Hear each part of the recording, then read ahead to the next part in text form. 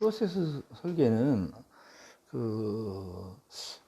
우리가 시스템 분석 설계하는 그 전체 과정 중에서도 어쨌든 아주 중요한 부분이죠. 그래서 학습할 내용이 좀 많습니다. 우리가 흐름도 제어 구조는 순차 구조, 그러니까 순서대로 어떤 문제를 처리를 해나가는 거예요. 딴 데로 빠지지 않습니다. 반복시키지도 않고 그냥 차례차례 하나하나. 이게 일반적인 이제 프로그램 순서죠. 특별한 이벤트가 생기기 전에는 이렇게 순서대로 쭉 이제 진행을 하죠. 그 다음에 이제 선택 구조가 있어요. 이거는 이제 어떤 조건이냐, 이 조건을 판단을 해서 그 조건에 맞는 처리 부분으로 그 흐름을 돌리는 이런 구조가 이제 선택 구조 또는 분기 구조라고 하죠. 이렇게 됩니다. 그 다음에 이제 반복 구조가 있죠. 반복 구조는 이제 조건에 맞춰서 그 조건에 만족되는 그 동안에는 계속 일정한 그 구간을 반복해서 처리하도록 하는 그런 구조를 말합니다. 이제 그림으로 보시면 우리가 이 직선형 흐름도가 이제 순차 구조예요. 순차 구조. 그래서 어떤 문제를 처리할 때 그 조건에 따라 분기하거나 반복하지 않습니다. 자, 그 다음에 이런 구조가 분기형 구조죠. 그래서 어떤 조건을 비교를 해서 판단을 해서 그 조건을 만족하면, 예를 들면 처리 A로 가고 만족하지 않으면 처리 C로 가는 이런 식으로 이제 돼 있는 구조입니다. 선택이 일어나죠. 그 다음에 이제 반복하는 구조는 이런 구조예요. 조건을 검사를 해서 그 조건이 만족하면 처리 A, B 하고 다시 그 조건을 비교해서 또 만족하면 처리 A를 하고 이렇게 해서 계속 돌리다가 조건을 비교했는데 만족하지 않으면 그러면 이제 이 루틴에서 빠져나오는 이런 구조를 갖습니다. 우리가 순환 구조라고도 합니다. 자, 이제 우리가 아까 이제 표준 패턴도 우리가 프로세스 설계할 때 잘 만들어야 되는데요. 이 표준 패턴을 만드는 것 중에서도 우리가 이제 일괄 처리 방식에서 처리하는 패턴이 굉장히 중요해요. 그때 만들어지는 표준 패턴, 처리 패턴을 한 10가지 종류의 처리 패턴이 있습니다. 이것들에 대해서 하나하나 살펴보도록 하겠습니다. 자, 첫 번째 패턴은 이제 매체 변환 패턴이에요. 매체 변환 패턴. 그래서 컴퓨터의 저장 장치, 이 이제 메인 메모리와 예를 들면 옥실러리가 있겠죠. 아니면 이제 메모리와 스토리지라고도 하죠. 이런 게 있는데 지금 여러분 그림에 보면 우리가 이제 왼쪽에 입력 변환, 오른쪽에 출력 변환 예를 들었잖아요. 그래서 카드나 종이 테이프나 OCR, OMR 같은 입력 매체가 여기에 이제 파일들이 저장돼 있죠. 데이터 파일들이. 아니면 뭐 프로그램 파일일 수도 있어요. 이런 것들이 이 입력 변환되는 요 패턴을 통해서 이제 예를 들면 마그네틱 테이프나 아니면 자기 드럼이나 자기 디스크 같은 이런 저장용 데이터 저장용 매체에 저장이 되고, 그 다음에 입력으로 변환되는 과정상에 발생할 수 있는 오류는 이 에러 리스트에다가 차곡차곡 어떤 오류가 있었다는 것이 목록화됩니다. 출력 변환에서도 결국 마찬가지예요. 그죠? 우리가 마그네틱 테이프나 드럼, 디스크 같은 저장 장치에 들어있던 파일들이 이제 사용자에게 그 결과를 보여주기 위해서 콘솔이나 아니면 프린터로 출력되겠죠. 그죠? 그 출력되는 과정에서 발생되는 그런 오류들은 이 오류 리스트에 다시 기록이 되고요. 그 다음에 이제 출력, 즉 콘솔이라고 하면 이제 어떤 콘솔이나 디스플레이 같은 이런 모니터나 CRT, 그 다음에 프린터, 이런 그 어떤 매체의 특성, 표현할 수 있는 그 표현 형식에 맞춰 가지고 변환돼야 되겠죠, 파일이. 그죠? 이제 그렇게 돼서 출력 변환이 일어나는 겁니다.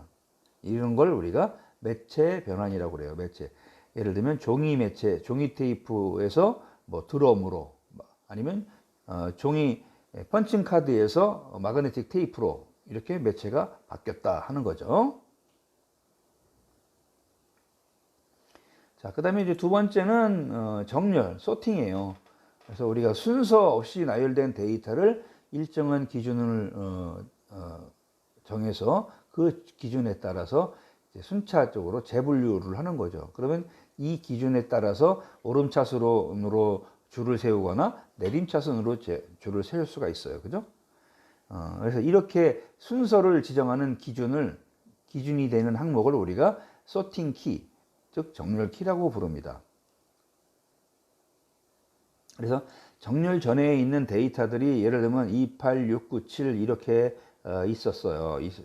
그 다음에 5, 1, 4, 10, 11 뭐 이렇게 해서 들어왔는데 얘가 첫 번째 데이터열 28, 6, 9, 7은 이 소팅 키에 의해서 만약에 오름차순으로 한다 하면 어떻게 돼요? 1, 2, 3, 4, 5 이렇게 되고 내림차순으로 한다 하면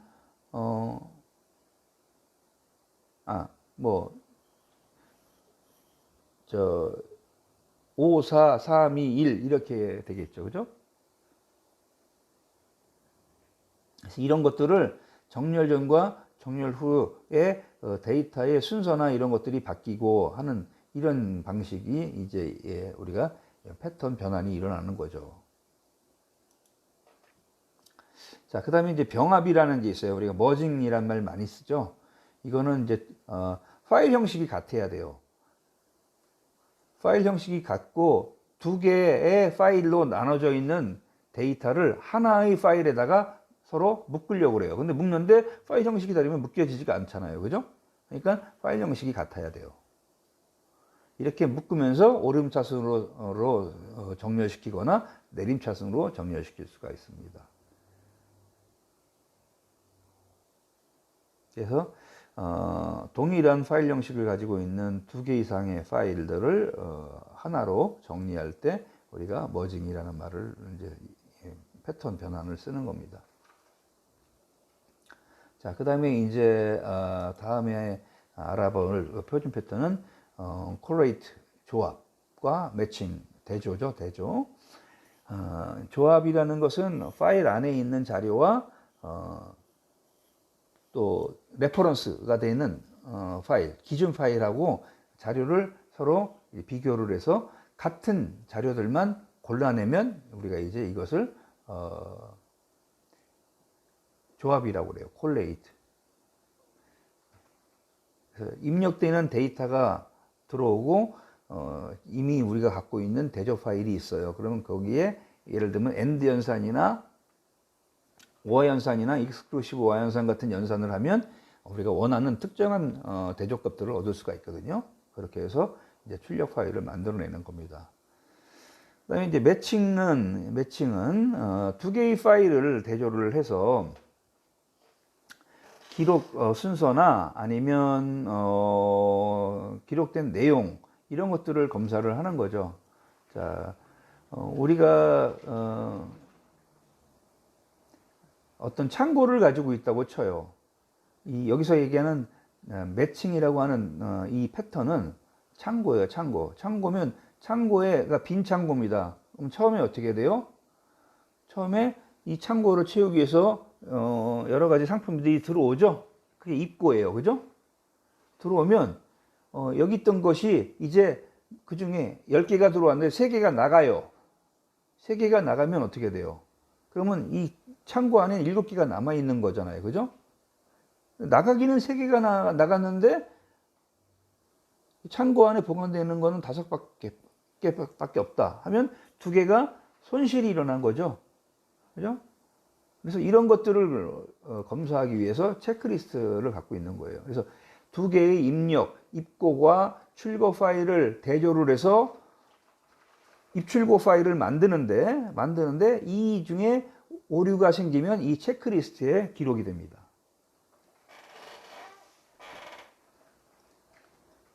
자, 그 다음에 이제 업데이트 패턴이 있어요. 이 업데이트는 이제 마스터 파일 안에 데이터를 이제 마스터 파일이라는 게 가장 기본이 되는 파일이죠.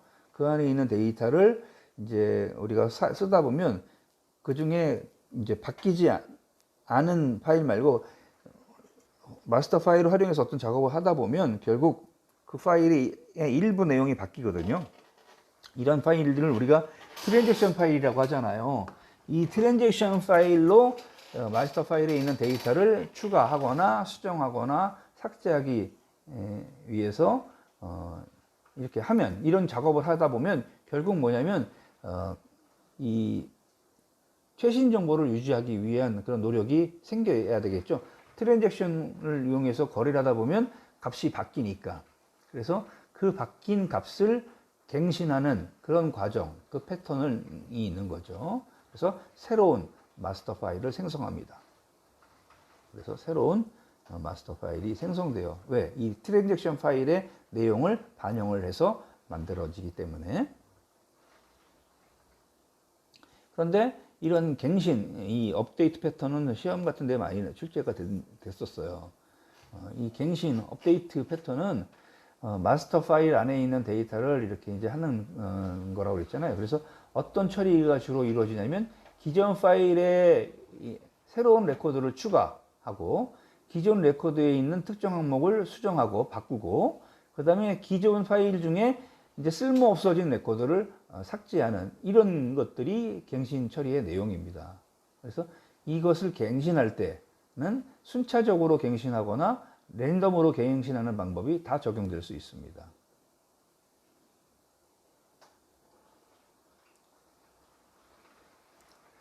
그 다음에 이제 추출이라고 하는 그 표준 패턴 종류가 있어요. 우리가 이제 익스트랙트라고 하죠. 우스갯소리로 여러분 엑기스 하는 그 일본말이 있죠. 우리 한국말처럼 많이 쓰는 엑기스가 원래는 이 익스트랙트에서 나온 거예요. 참 일본 사람들 어떻게 보면 불쌍해요. 그죠?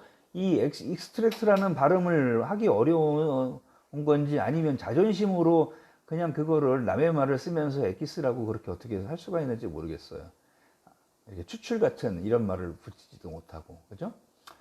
자, 이 추출이라는 것은 특정한 조건을 제시를 해서 그 조건에 맞으면 맞는 데이터를 뽑아내는 겁니다. 그래서 이것은 정보 검색을 할 때 아주 중요한 그런 기능이 되겠어요. 그래서 추출은 결국 정보 검색하고 연관성을 갖는 그런 패턴입니다. 가장 널리 사용되는 그런 처리 패턴 중에 하나예요. 그래서 추출되는 데이터 파일이 있고 그 다음에 추출 조건을 이 추출이라고 하는 이 상자에 뭐 이게 블랙박스일 수도 있고 화이트박스일 수도 있죠. 여기에다가 그 두 가지 조건을 입력을 하면 그러면 거기서 그 결과로 인해서 파일을 생성을 합니다. 그죠? 파일을. 그래서 그럼 어떻게 돼요? 뽑혀진 내용만 이 추출 결과 파일에 기록되고요. 그 다음에 원래 원본 파일은 그대로 살아있는 거죠. 그죠? 자, 그 다음에 학습해야 할 패턴은 이제 분배라고 하는 패턴입니다. 이거는 특정 조건이 주어진 그런 파일 중에서 그 조건에 만족되는 것과 만족되지 않는 것을 분리해서 처리하는 거예요. 그래서 어떤 분배가 되어야 할 파일이 있어요. 근데 이것을 다 배포하는 게 아니라 특정한 조건을 만족시켰을 때 배포가 돼야 되는 거거든요. 그래서 배포가 되는 파일들과 배포가 되지 않는 파일이 결국 분리가 되는 거죠. 이렇게 분리가 되죠. 자, 그 다음에 생성이 있는데, 이제 생성은 우리가 generate 또는 generation이라고 하죠. 하나 이상의 파일을 읽어서 변형, 가공, 처리한 다음에 입력 파일과 그 다음에 다른 새로운 파일을 새롭게 만들어내는 거예요. 그래서 우리가 이제 보통 우리가 급여를 받는다. 여러분 직장 다니실 때 그러면 이 사람이 한 달 22일을 출근을 해야 되는데 20일밖에 출근을 안 했어요. 그러면 2일 출근 안 했기 때문에 2일에 대한 것을 원래 한 달 월급에서 차감하고 줘야 되잖아요. 그래서 이런 근태 파일과 급여 마스터 파일을 서로 이 생성이라고 하는 이런 패턴에다가 입력을 시켜서 급여 명세 파일을 만들어서 이 급여 대장으로 처리를 하고 급여를 이제 주는 그런 용도로 쓸 수 있다는 거죠. 예시는 이제 급여 파일로 이제 예시를 했어요. 자, 그다음에 이제 마지막 패턴이죠. 우리가 이제 어떤 관리자나 아니면 최종 관리자에게 레포팅을 하는데 이제 세 가지 방식이죠. 단일 보고서 형태로 작성을 해서 보고하는 경우, 또 여러 개의 복수로 보고서를 만들어서 이제 보고해야 되는 경우, 그다음에 집계표로 작성하는 경우, 이렇게 이제 세 가지 경우가 있어서 이거는 다 컴퓨터를 이용해서 처리를 해서 그 결과를 이제 출력을 합니다. 자, 이런 과정 중에 있다 보니까 오류가 항상 생길 수 있었잖아요. 그죠? 그래서 오류가 있었는지 없었는지를 확인하기 위해서는 몇 가지 우리가 구분점을 두어야 돼요. 근데 가장 확실한 것은 이제 처음에 데이터를 만들 때 데이터를 생성하는 단계부터 오류가 발생하지 않도록 해야지 좋겠죠. 오류가 발생했는지 안 했는지도 모르고 처리해서 좋은 결과 얻기를 바라는 것은 아주 무망한 쓸모없는 짓일 수가 있죠. 그래서 원시 데이터는 혹시 원시 전표를 분실한 건 아닌지, 이 오퍼레이터가 전표를 작성할 때 미숙해서 잘못 오기했다거나 한 건 아닌지, 그 다음에 이걸 네트워크로 주고받을 때 그 회선에 어떤 해커나 아니면 악의적인 공격으로 인해서 이 보안이 깨진 건 아닌지, 뭐 이런 것들을 체크를 하는 겁니다. 그래서 만약에 전표를 기입하는데 오류가 발생했다 하면 그 전표를 작성한 사람에 대한 교육을 시키고 이것이 중요하다고 하는 것을 홍보를 해야 된다는 그런 얘기입니다. 그 다음에 이제 입력 매체로 변환하는 과정에서 아까 이제 그 컨버전이라고 하는 그 패턴 변환의 과정이 있었잖아요. 그때 이제 데이터 입력 양식을 될 수 있으면 보기 쉽게 설계하면 좋겠죠. 그러면 입력 속도도 빨라질 뿐만이 아니라 오류도 줄일 수 있기 때문에 이제 이런 얘기를 한 겁니다. 이제 대부분의 나머지 과정은 이제 컴퓨터 처리하는 과정에서 발생할 수 있어요. 그래서 이 컴퓨터 처리 단계에서의 그 오류 검증하는 이 부분은 이제 좀 더 상세하게 우리가 학습이 진행됩니다. 이것도 이제 입력하는 단계, 그 다음에 처리하는 단계, 두 가지 단계로 나눠서 이제 우리가 살펴보게 되겠습니다. 자, 먼저 컴퓨터 입력하는 단계에서의 오류 체크하는 겁니다. 오류 검증, 오류 체크. 이 단계에서는 이제 숫자 체크, 형식 체크, 범위 체크, 그 다음에 순서 체크, 그 다음에 논리 체크, 이 5가지 하고 그 뒤에 뭐 몇 가지가 더 나와요. 숫자 체크는 숫자 항목인데 문자를 쓰면 안 된다. 그죠? 안 되겠죠? 그래서 문자가 들어와 있는지 그걸 보는 거고요. 형식 체크도 앞에서 얘기한 정보를 10자리로 표시하기로 했고, 숫자나 문자로 중에 하나로 표시하기로 했고, 뭐 아니면 이거 같이 써서 하고 했고, 어떤 규칙이 있는데 그 규칙대로 작성이 되는지를 확인하는 겁니다. 그 다음에 이제 범위 체크는 입력되는 수치를 예를 들면 0부터 99까지 이렇게 하기로 했는데 뭐 100 뭐 이 왔다 하면 그거는 이제 오류를 해야 되죠. 이렇게 상한값과 하한값, 미니멈 밸류와 맥시멈 값을 가지고 범위 검사를 합니다. 그다음에 이제 순번 체크, 순서 체크는 입력되는 데이터의 순서를 미리 정해놓고 있는데 그 순서대로 입력되는지를 확인하는 거예요. 논리 체크는 입력 데이터 항목에 논리적인 모순이 있는지 없는지를 확인하는 겁니다. 자, 이어서 이제 대조 체크가 있어요. 그래서 입력 데이터의 코드와 우리가 미리 보관하고 있는 코드표를 비교를 해서 코드표대로 입력이 됐는지를 확인하는 거죠. 그다음에 이제 일괄 합계 체크. 이거는 입력 데이터의 특정 항목의 합계를 미리 수기로 또는 탁상용 계산기로 결과를 내놨어요. 내놓고서는 입력해서 들어온 와서 컴퓨터로 처리한 결과와 같은 결과가 나왔는지를 검사합니다. 그래서 이건 우리가 일괄 합계 체크는 다른 말로 수작업 합계 검사라고도 합니다. 수작업 합계 검사. 그다음에 이제 대차 체크는 이제 대변과 차변이라고 하는 돈을 빌린 거 그러니까 수입과 지출을 이제 비교하는 거예요. 수입 지출의 합이 일치해야 되거든요. 그다음에 이제 블랭크 체크. 우리가 공란으로 있어야 되는 그런 필드가 있는데 거기에 값을 잘못해서 값이 들어갔을 수가 있죠. 그러면 그 오류를 발생시켜야 돼요. 그래서 공란으로 확실하게 비어 있는지를 검사를 합니다. 그다음에 제일 마지막에 이제 검사 자리 체크가 있어요. 이거는 체크 디지트 체크라고 합니다. 그래서 체크 디지트에 우리가 주민등록번호로 치면 예를 들면 앞에 6자리는 생년월일이고 뒤에 7자리 중에 제일 마지막 자리가 이런 체크 디지트거든요. 그래서 이 체크 디지트 부여 코드와 컴퓨터로 처리된 이 값이 일치하는지를 이렇게 이제 검사를 합니다. 그다음에 이제 이건 이제 컴퓨터 입력 단계에서의 오류 검증이고요. 컴퓨터 처리 과정에서의 오류 검증도 있습니다.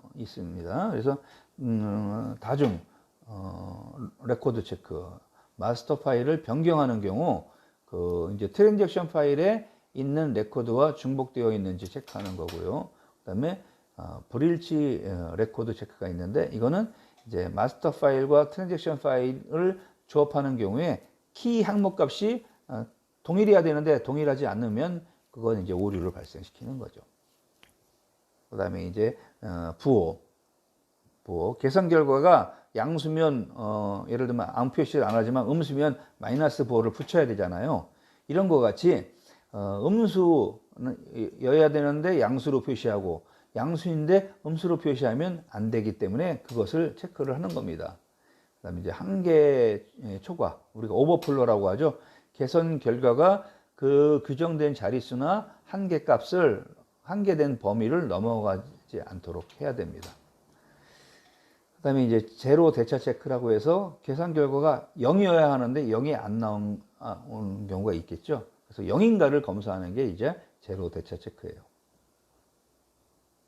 이렇게 오류가 발생하면 오류를 수정을 해야 되는데 오류를 수정할 때는 올바른 데이터에 포함시켜서 한꺼번에 처리를 하고요. 이 올바른 데이터만을 중간 파일로 출력하고 오류 데이터는 수정을 해서 수정한 데이터를 모아가지고 나중에 재입력을 한 다음에 이 중간 파일과 병합을 시켜서 올바른 파일로 최종적으로 만들죠. 이런 방식으로 이제 처리를 합니다. 자, 이제 프로그램 설계 부분이 남아 있죠. 프로그램 설계는 이제 우리가 프로그램을 만드는 목적을 명확히 이해를 해야 될 거 아니에요. 우리가 시스템 분석가나 프로그래머, 그다음에 운영자 이런 사람들이 어떤 업무를 수행하는데 별 어려움을 겪지 않고 설계된 그대로 처리할 수 있도록 함으로써 이 정확하게 업무를 수행할 수 있도록 돕는 것이 이 프로그램 작성 목적입니다. 그래서 프로그래밍을 설계할 때는 4가지 설계 대상을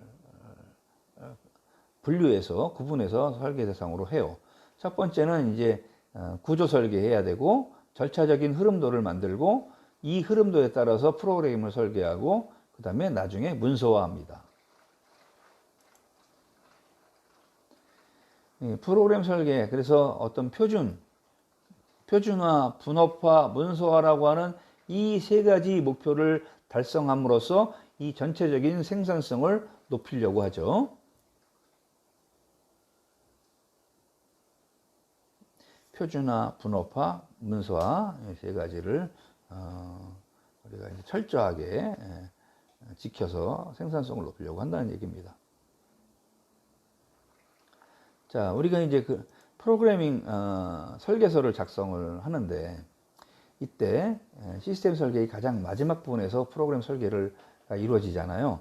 그러니까 결국 프로그램에 포함될 세부적인 사항을 설계한 다음에 그것을 최종적으로 프로그램 설계서로 만드는 거죠. 따라서 이 프로그램 설계서는 결국 프로그래머에게 주는 작업 지시서의 역할을 합니다. 그리고 이 작업 지시에 의해 시스템 엔지니어나 시스템 분석가가 이 작업 지시서를 결국 작성하는 거죠.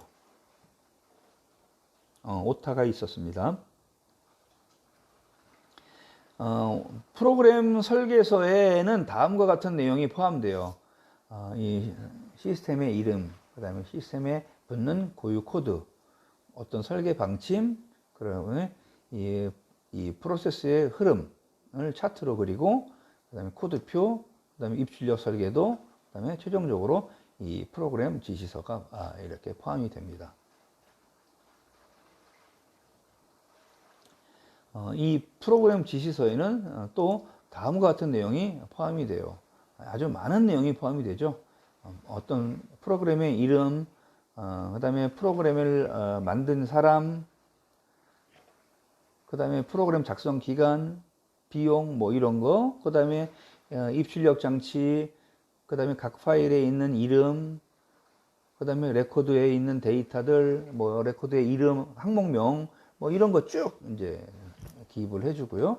그 다음에 처리에 대한 내용도 포함이 됩니다. 그래서 처리 명세라고 해서 전 처리해야 될 사항, 입력 처리해야 될 사항, 그 다음에 어떤 출력 처리 사항, 사후 처리 사항, 이런 것들이 처리 명세에 아주 자세하게 기록이 돼요. 그리고 이제 프로그램을 다 작성한 후에 이런 소스 코드 출력물, 그다음에 컴파일이 완료된 그런 출력물 흐름도, 시스템 흐름도, 그다음에 테스트하면서 발생했던 여러 가지 결과 리스트, 이 테스트가 실패하든 성공하든 그 과정을 다 기록하고 있죠. 그리고 이제 오류 리스트, 그다음에 최종 결과 보고서, 이런 것들입니다.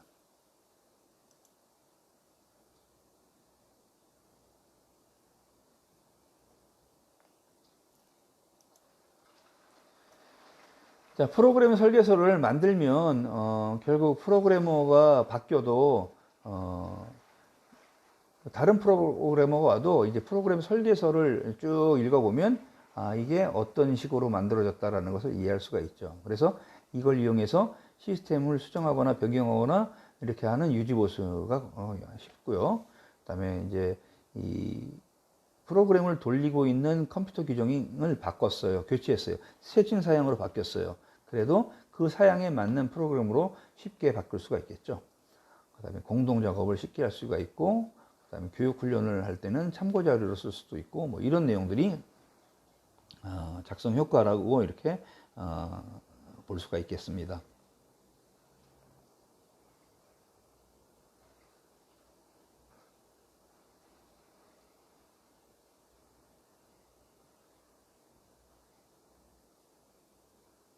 지금 보여드리는 프로그램 설계서의 작성 방법은 이제 여기 쭉 나와 있는 이 내용을 좀 더 자세하게 설명한 거예요. 여러분 좀 읽어보시고 정리를 하시면 좋겠죠.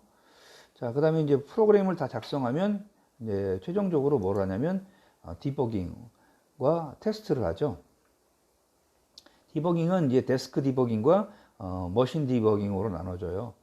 데스크 디버깅은 이제 책상 위에 프린트 아웃 하거나 아니면 모니터에 올라가는 그 프로그램을 보고 오류를 찾아내는 그런 방법이고요.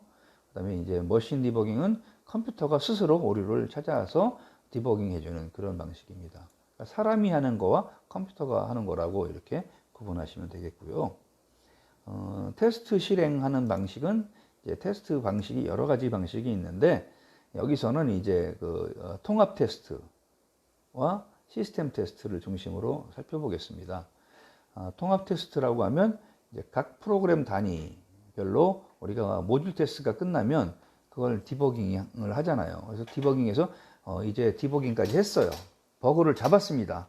그러면 이런 그 모듈들을 모아가지고 하나의 프로그램군으로 패키지로 개통적으로 뭉쳐서 모듈 간에 이제 연계시켜가면서 테스트를 하는 겁니다.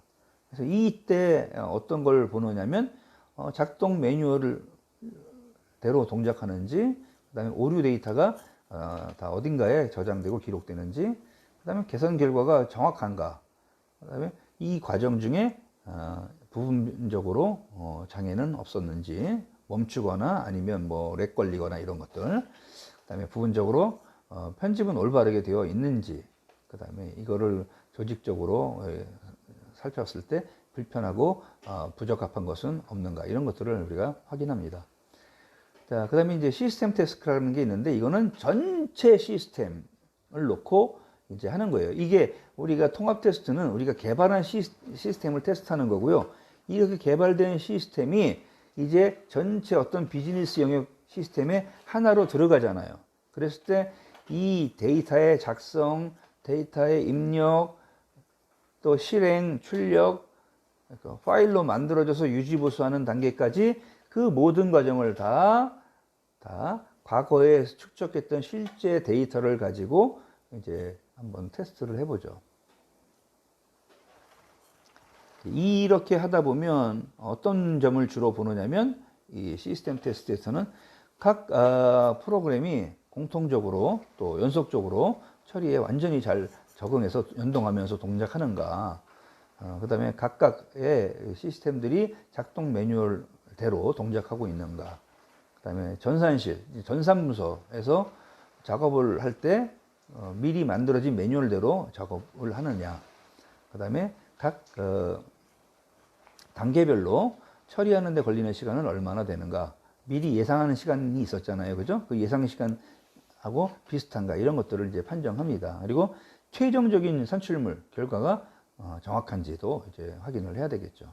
그리고 오류 데이터는 어느 정도 발생하고 어떻게 처리되고 있는지도 이렇게 여기서 확인을 합니다. 이걸 해서 만족스러울 때 이제 사용하게 되는 거죠.